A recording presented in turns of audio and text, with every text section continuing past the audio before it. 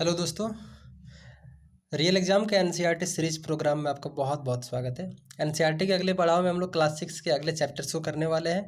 और आज जिसमें हम लोग बात करने वाले हैं, पिछले वीडियो में हम लोगों ने ऋग वैदिक काल के बारे में बताया था आपको, ठीक है। मतलब एनसीईआरटी में जो ऋग वैद मतलब वैदिक सभ्यता के बारे में जो हम लोग पढ़ना शुरू किए थे, जिसमें मैंने आप लोगों को बताया था कि वैदिक सभ्यता जो है वो नॉर्मली 1500 ईसा पूर्व से लेकर के 600 ईसा पूर्व तक चलती है। और 1500 से 600 ईसा पूर्व तक चलती है, और इसके बीच में इसको जो है हम लोग दो पार्ट्स में डिवाइड करते हैं, ठीक है। 1500 से लेकर के 1000 ईसा पूर्व तक के समय को हम लोग बोलते हैं ऋग वैदिक काल, जबकि 1000 से लेकर के 600 ईसा पूर्व तक के समय को हम लोग बोलते हैं उत्तर वैदिक काल। पिछली वीडियो में मैंने आपको ऋग वैदिक काल के बारे में तमाम चीज़ें बताई थी, जिसमें हम लोग ऋग वैदिक काल के सामाजिक, आर्थिक, धार्मिक सभी चीज़ों के सभी पहलुओं के बारे में डिटेल से चर्चा किया था। आज हम लोग बात करेंगे उत्तर वैदिक काल। उत्तर वैदिक काल में आज हम लोग बात करने वाले हैं कि उस समय राजा या शासक कैसे बनते थे। अभी हम लोग क्या करते हैं, अभी हम लोग इलेक्शन करते हैं ना, लोगों को आप क्या करते हैं, वोट देते हैं। लेकिन उतने दिन पहले जब उत्तर वैदिक काल मतलब आज से लगभग 3000 साल पहले भारत में चुनाव किस तरह से होता था, लोग अपने शासक की तरह से चुनते थे। इसके अलावा आप सुनते आ रहे होंगे कि हम लोग सिंधु घाटी सभ्यता, वैदिक सभ्यता, उसके बाद जनपद या महाजनपद को पढ़ते हैं। तो आज हम आपको बताएंगे कि महाजनपद या जनपद होता क्या है। भारत, आपको पता है कि पूरा का पूरा भारत जो है हमारा 16 महाजनपद में विभाजित था। 16 महाजनपद में से सबसे शक्तिशाली और सबसे जो महान था वो कौन था, वो हमारा मगध साम्राज्य था। तो मगध साम्राज्य के संदर्भ में हम लोग डिटेल चीज़ों की बात करेंगे। इसके अलावा उत्तर वैदिक काल में सामाजिक और सांस्कृतिक जीवन कैसा था। जैसे आपको पता होगा कि इस समय जो वर्ण व्यवस्था पूरी तरह से यहाँ पे उत्पन्न हो जाती है। वर्ण व्यवस्था के 4 वर्ण होते हैं, ब्राह्मण, क्षत्रिय, वैश्य और शूद्र। इन चारों वर्णों के बारे में हम लोग डिटेल से जानेंगे, कौन से वर्ण के अंतर्गत कौन से ऐसे लोग आते थे। इसके अलावा उत्तर वैदिक काल की आर्थिक व्यवस्था कैसी थी। इसके अलावा मगध और वज्जी जो इन 16 महाजनपदों में सबसे ज़्यादा इंपॉर्टेंट थे, इन दोनों के बारे में चर्चा करेंगे। तो अगर नए हैं तो चैनल को सब्सक्राइब करके बेल आइकन को प्रेस जरूर कर लीजिएगा, और वीडियो को लास्ट तक देखिए। बहुत बहुत धन्यवाद। चलिए शुरू करते हैं हम लोग आज के वीडियो को, ठीक है। तो एनसीईआरटी है, फिर नेक्स्ट डे की तरह एनसीईआरटी है। थोड़ा सा कहानी तो वो बोलेगा ही, ठीक है, लेकिन आपको कहानी आप समझ लीजिएगा। मैं आगे बढ़ता हूँ। सबसे पहले ये जो टॉपिक है शासकों का चयन, इसमें आपको ये बताया कि 1952 ईस्वी से जो है हम लोग क्या करते हैं, आम चुनाव मतलब इलेक्शंस के थ्रू अपने जनप्रतिनिधि का चुनाव करते हैं। लेकिन आज से 3000 साल पहले लोग अपने शासकों का चुनाव कैसे करते थे, ठीक है। तो उस समय क्या होता था, 3000 साल मतलब सीधा 1000 BC मतलब बिफोर क्राइस्ट, मतलब ईसा पूर्व। आज से 1000 ईसा पूर्व में लोग क्या करते थे ना, प्रतिष्ठित होने के लिए, मतलब अपने आप को शक्तिशाली साबित करने के लिए बड़े बड़े यज्ञ का आयोजन करते थे, ठीक है। मतलब बड़ा बड़ा, जैसे कि अश्वमेध यज्ञ का नाम सुने होंगे आप लोग, तो वे लोग अश्वमेध यज्ञ जैसा यज्ञ का आयोजन करते थे। और इसमें क्या होता था, इसे अपने राजा अपने साम्राज्य के सीमा विस्तार के लिए करता था। तो अगर आपसे क्वेश्चन पूछा जाए कि अश्वमेध यज्ञ क्यों करते थे, तो साम्राज्य विस्तार के लिए अश्वमेध यज्ञ किया जाता था, ठीक है। इस यज्ञ को आयोजन करने से पहले क्या होता था, अपने घोड़े को जो है वो एक मतलब स्वतंत्र रूप से विचरण के लिए छोड़ देते थे, ठीक है। और वो घोड़ा जिन जिन क्षेत्रों से गुजरता था, उन सारे क्षेत्रों पर उस राजा का अधिकार हो जाता था। किसका, जो राजा अश्वमेध यज्ञ करा रहा होता है, ठीक है। और अगर इन मतलब खुले स्वतंत्र अवस्था में जो घोड़ा दौड़ता है चारों तरफ, उसमें अगर कोई भी उस घोड़ा को पकड़ने का या रोकने का प्रयास करता है, तो जो राजा जिस घोड़े को छोड़ता है, मतलब अश्वमेध यज्ञ करने वाला राजा, उससे उस व्यक्ति को, जो रोकने वाला व्यक्ति होता है ना, उससे उसको लड़ाई करना पड़ता है। आपने श्री राम को देखा होगा अपने रामायण में कि वो लव और कुश से लड़ाई करते हैं, क्योंकि श्री राम जी जब अश्वमेध यज्ञ करते हैं तो वो अपने घोड़े को छोड़ते हैं, और उनके घोड़े को लव और कुश जो है पकड़ लेते हैं, तो उनको यज्ञ युद्ध करना पड़ता है, ठीक है। तो इसके अलावा अगर हम लोग बात करेंगे राजसूय यज्ञ और वाजपेयी यज्ञ, ये दोनों यज्ञ क्या होते हैं।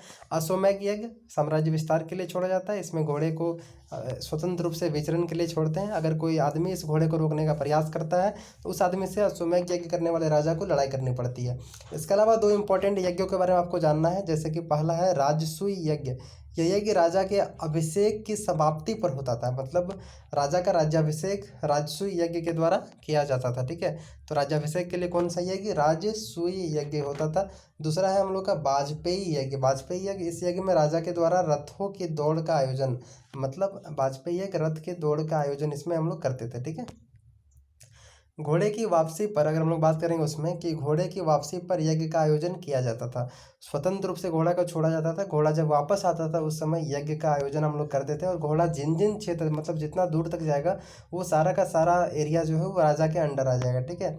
यज्ञ विशिष्ट पुरोहित संपन्न कराते थे। इसमें अधीनता स्वीकार करने वाले राजाओं को आमंत्रित किया जाता था। मतलब घोड़ा जिन जिन क्षेत्रों में जाएगा उन क्षेत्र के कोई ना कोई तो उस समय के स्वामी होंगे ना, तो वो अब क्या हो जाएंगे, इस राजा के अधीन हो जाएंगे, मतलब ये शक्तिशाली कहलाएगा, ठीक है। और वे सारे लोग आमंत्रित किए जाएंगे उस यज्ञ में। वैश्य जैसे सामान्य लोग भी यज्ञ में शामिल होंगे। सभी आमंत्रित लोग अपने साथ उपहार भी लाते थे। वे लोग जिन्हें शूद्र समझा जाता था ऐसे अनुष्ठानों में शामिल नहीं किए जाते थे। जैसे कि वर्ण व्यवस्था के अनुसार वर्ण 4 प्रकार के थे, ब्राह्मण, क्षत्रिय, वैश्य और शूद्र।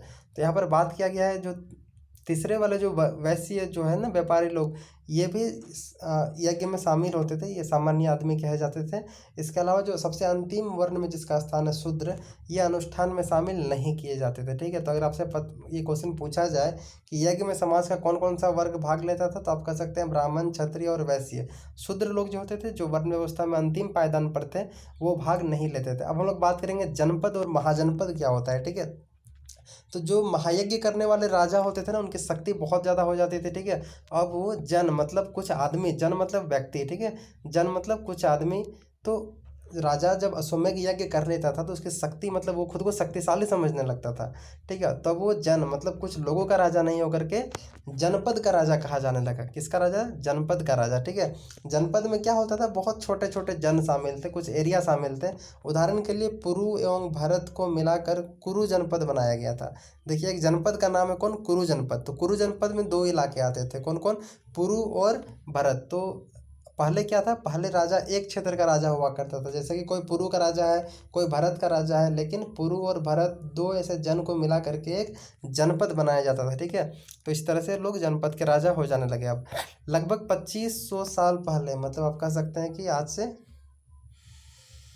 500 ईसा पूर्व, बड़े और शक्तिशाली जनपद महाजनपद में बदल गए। मतलब पहले क्या हुआ, पहले जो शासक थे वो जन के शासक हुआ करते थे, फिर कुछ जन को मिला करके क्या हो गया, जनपद हो गया, फिर राजा क्या होने लगे, जनपद के राजा होने लगे।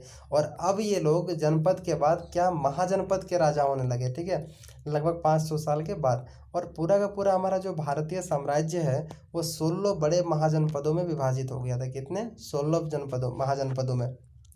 ये जानकारी हमें बौद्ध ग्रंथ अंगुत्तर निकाय जो एक बौद्ध ग्रंथ है, और जैन ग्रंथ भगवती सूत्र से हमें ये जानकारी मिलती है कि हमारा समस्त भारत जो है उत्तर वैदिक काल में अंतिम अवस्था में 500 ईसा पूर्व के आसपास में 16 महाजनपदों में विभाजित हो गया था।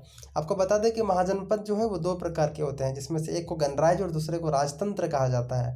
गणराज्य में क्या होता है, तो गणराज्य महाजनपद में शासक समूह के द्वारा चलाया जाता है, ठीक है। मतलब जो शासन होता है ना, वो किसी एक पार्टिकुलर राजा या शासक के द्वारा नहीं बल्कि समूह के द्वारा चलाया जाता है, ग्रुप के द्वारा।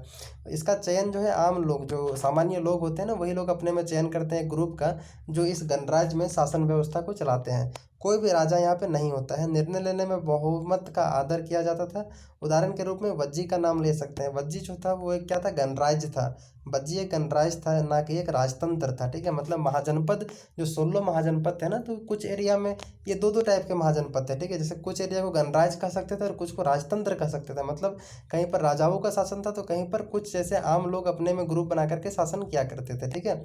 जबकि दूसरे वाले की बात करेंगे राजतंत्र वाला में, तो राजतंत्रीय महाजनपद में क्या होता था, राजा का शासन होता था, ठीक है ना।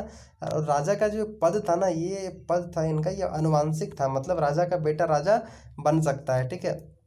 ऐसी व्यवस्था में राजा अगर मर जाएगा तो उसका जो ज्येष्ठ पुत्र होगा, ज्येष्ठ पुत्र का मतलब बड़ा वाला बेटा, ये राजा बनता था, ठीक है। कुछ अगर हम लोग बात करेंगे कौन कौन से ऐसे जो है राजतंत्र महाजनपद है, तो मगध महाजनपद हो गया, कौशल, वत्स, अवंती, ये सभी शक्तिशाली राजतंत्रीय महाजनपद थे। इन 16 महाजनपदों में से सबसे इंपॉर्टेंट और सबसे शक्तिशाली महाजनपद के रूप में मगध आगे जाकर के बनता है। अगर आप देखना चाहेंगे मगध का लोकेशन, तो ये है हमारा मगध साम्राज्य। मगध साम्राज्य में आप देख सकते हैं कि कौन सा एरिया, लगभग ये एरिया आता था, मतलब बिहार वाला एरिया, झारखंड वाला एरिया, ठीक है। सामाजिक और सांस्कृतिक जीवन की चलिए बात करते हैं। उत्तर वैदिक काल में, मतलब आज से लगभग 3000 साल पहले या फिर 1000 BC में, बिफोर क्राइस्ट, सामाजिक और सांस्कृतिक जीवन कैसा था। तो वर्ण के बारे में आप पिछले अध्याय में पढ़ चुके हैं। हाँ बिल्कुल, मैंने आपको बताया ना पिछला ऋग्वेद वाला में वर्ण व्यवस्था के बारे में। वर्ण 4 प्रकार के होते हैं, ठीक है। इस समय की सामाजिक व्यवस्था तो जो थी उत्तर वैदिक काल में, जो समाज था ना वो क्या पर आधारित था, ठीक है।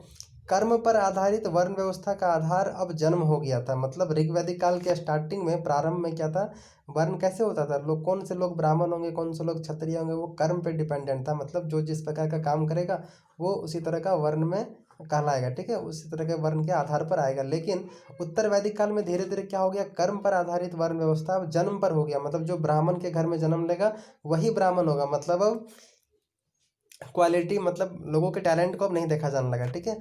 प्रत्येक वर्ग के लिए कार्य निर्धारित था। मतलब हर एक वर्ण का अपना अपना कार्य था, ठीक है। जैसे कि आप देख सकते हैं, जो पहला जो वर्ण था ब्राह्मण, इसका काम था अध्यापन और यज्ञ इनका कराना प्रमुख काम था। ये लोग यज्ञ वगैरह कराते थे। दूसरे कौन थे, क्षत्रिय। तो क्षत्रिय नाम से ही आपको पता होगा कि ये क्या करते थे, ये युद्ध वगैरह का काम करते थे। तीसरा जो था वो हमारा वैश्य था। तो वैश्य लोग में जो कृषक, पशुपालक और व्यापारी वाले वर्ग आते थे। और सबसे अंतिम पायदान पर जो वर्ण व्यवस्था में थे वो शूद्र लोग थे। शूद्र का काम था ऊपर के तीनों वर्णों की सेवा करना, ठीक है। मतलब इनको नौकर की तरह रखा जाता था, ठीक है। ब्राह्मण और क्षत्रिय को समाज में विशेष दर्जा प्राप्त था।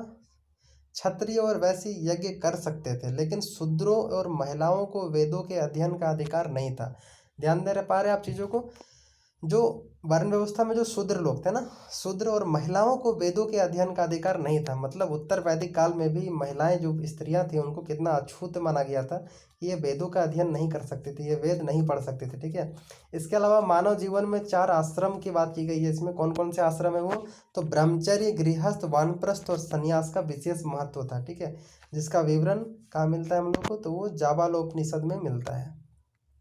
अगर आगे बढ़ना चाहेंगे हम लोग अभी देख क्या रहे हैं, अभी हम लोग देख रहे हैं उत्तर वैदिक काल की सामाजिक और सांस्कृतिक जीवन के बारे में। तो सामाजिक जीवन आपने देखा कि उस समय का जो समाज था उसमें 4 टाइप के जातियां रहा करती थी, वर्ण रहा करते थे, जिसको वर्ण सिस्टम बोला जाता था। ब्राह्मण, क्षत्रिय, वैश्य और शूद्र। अगर इस युग की संस्कृति की बात करेंगे तो धर्म और दर्शन के क्षेत्र में महत्वपूर्ण परिवर्तन उत्तर वैदिक काल में देखने को मिलता है, ठीक है। नए नए देवी देवताओं की पूजा की जाने लगती है, जिसमें से विष्णु और शिव जो है ये 2 प्रमुख देवता के रूप में होते हैं, ठीक है। यज्ञ के विधि विधान अत्यंत विस्तृत और जटिल हो गए थे इस समय के। मतलब यज्ञ करने के जो नियम थे ना वो और भी जटिल हो गए थे। वाजपेयी जैसे विशाल यज्ञों का अनुष्ठान किया जाने लगा। अश्वमेध यज्ञ साम्राज्य विस्तार के लिए किया जाता है। राजसूय यज्ञ जब राजा का राज्याभिषेक होता है। और वाजपेयी यज्ञ रथ के दौड़ के लिए आयोजन होता है, ठीक है। जैसे विशाल यज्ञों का अनुष्ठान किया जाने लगा इस समय जादू टोना, सॉरी 1 सेकेंड, किधर चला गया, ठीक है, ठीक है, सॉरी थोड़ा इधर उधर हो गया था। मैं इसको काट सकता हूँ, लेकिन हमको उसके लिए काइन मास्टर डाउनलोड करना पड़ेगा। तो कोई दिक्कत नहीं है, सब अपने आदमी हैं। देखिए हम लोग कहाँ पे थे, इस समय जादू टोना, प्रेतात्माओं आदि से लोगों का विश्वास बढ़ा।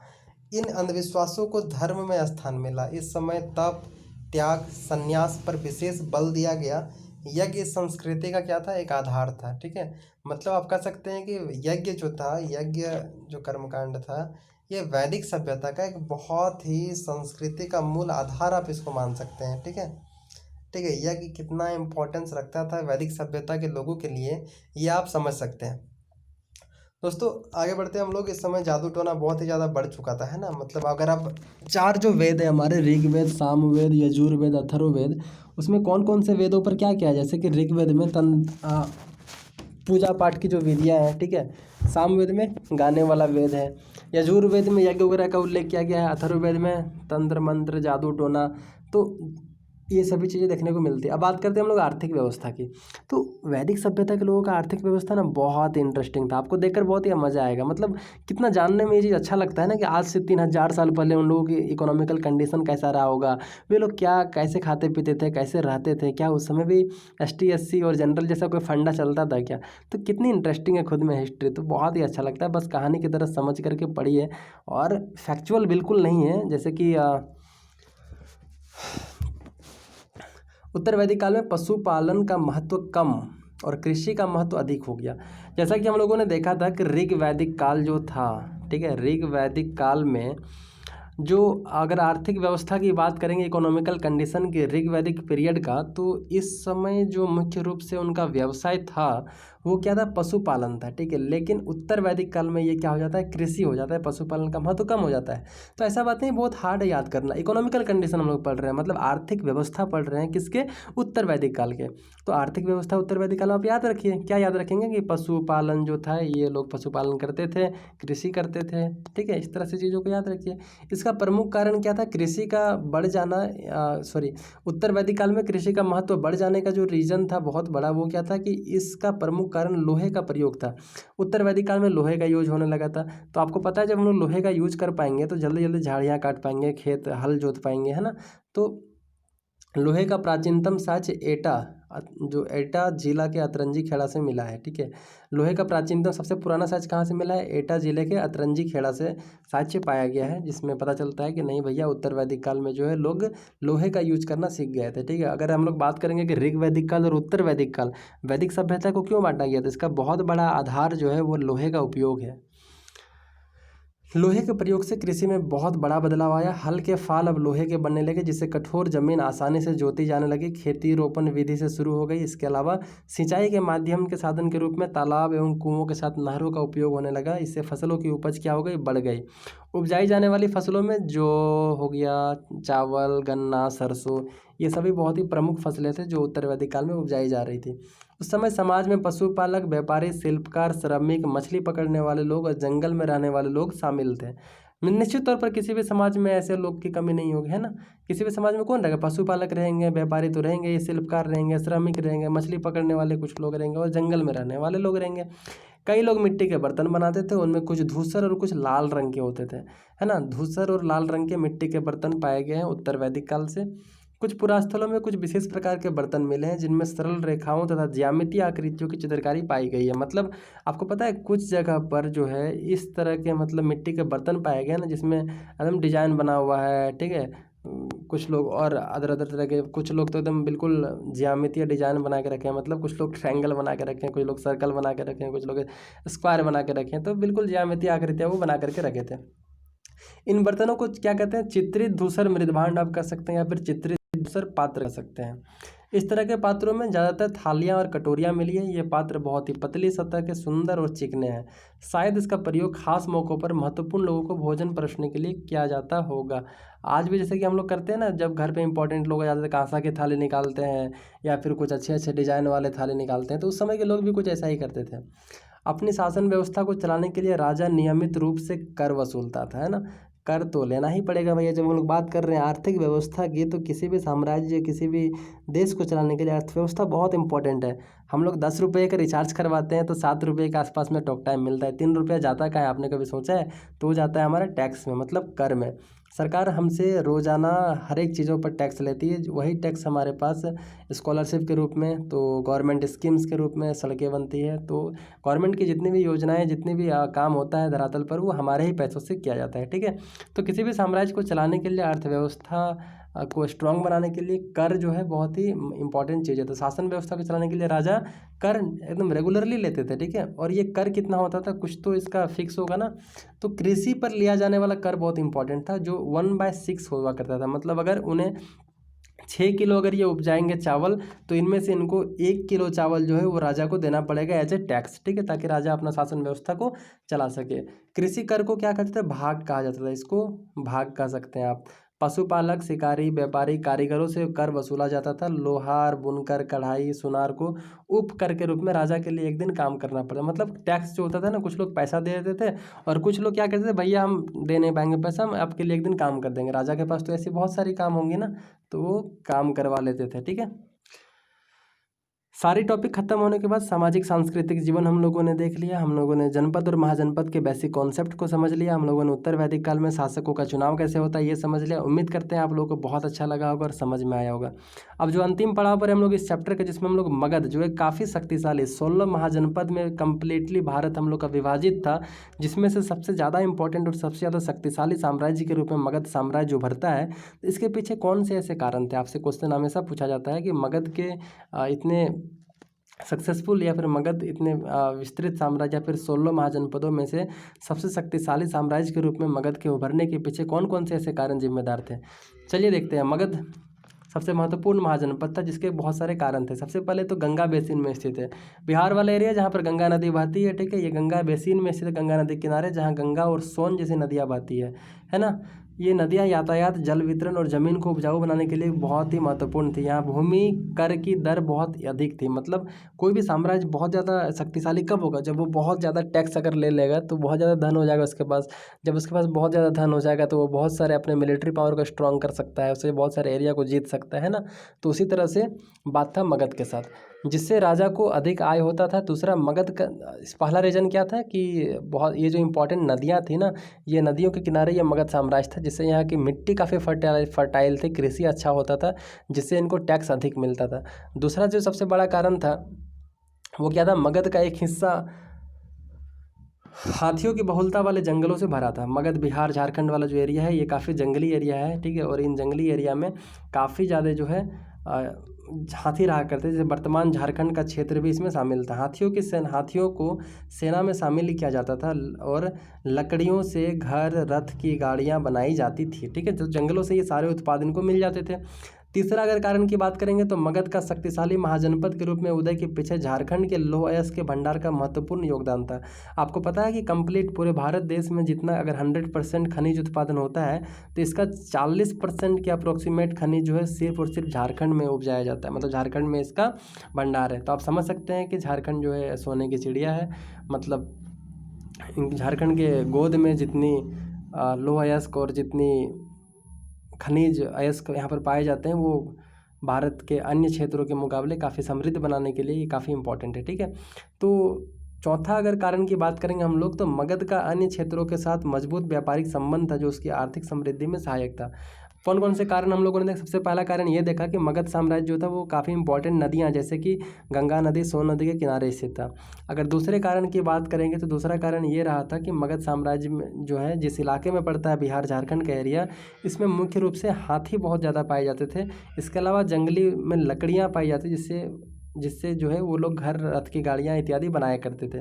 तीसरे कारण की बात करेंगे तो झारखंड के क्षेत्र में बहुत ज़्यादा लौह अयस्क का भंडार था जो कहीं ना कहीं मगध साम्राज्य को हथियारों बनाने के लिए काफ़ी इंपॉर्टेंट था। इससे मजबूत और बहुत ही अच्छे हथियार बनाए जाते थे।